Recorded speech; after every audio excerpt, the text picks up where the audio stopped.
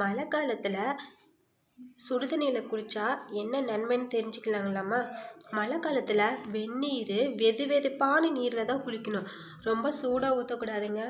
வெந்நீர் வந்துட்டு சூடாக அதிகமாக இல்லாமல் மெதுவான சூடான இதில் ஊற்றும்போது என்ன நடக்குன்னா, நம்ம உடம்பு அதிகமாக வெப்பம் அடைஞ்சு பின்பு குளிர்ச்சி அடையும். அப்படி அடையும் போது நம்மளுக்கு நல்லா தூக்கம் வரும்.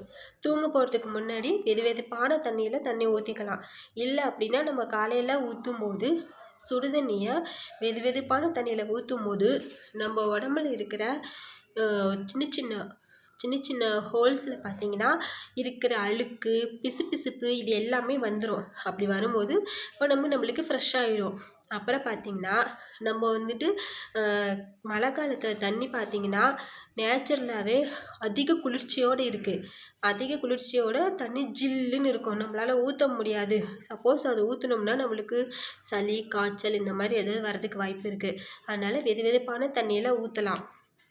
அப்புறம் பார்த்திங்கன்னா தண்ணி வெது வெதுப்பான தண்ணியில் ஊற்றுறதுனால நம்மளோட நரம்பு முட்டி ஒரு சிலர்லாம் கால் வலிக்குதுங்க, சுடுதண்ணி ஊற்றினா நல்லாயிருக்கும் அப்படின்னு சொல்லுவாங்க இல்லையா? அது கொஞ்சம் உண்மைதாங்க. சுடுதண்ணி ஊற்றினோம்னா அது சுடுதண்ணி சூடாக வெது வெதுப்பான தண்ணி ஊற்றினோம்னா கொஞ்சம் வலி குறையிறதுக்கு வாய்ப்பு இருக்குது.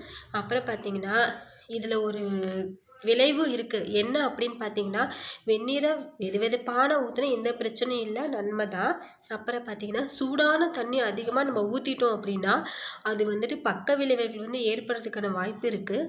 அதனால் சுடுதண்ணியை வெது வெதுப்பாக ஊற்றலாம். மழை காலத்துலேயே ஊற்றலாம், தப்பு இல்லை. வெயில் காலத்தில் வந்துட்டு தேவை அதிகம் இருக்காதுங்க. மழை காலத்தில் வெது வெதுப்பான தண்ணி வெந்நீரில் குளிக்கலாம்.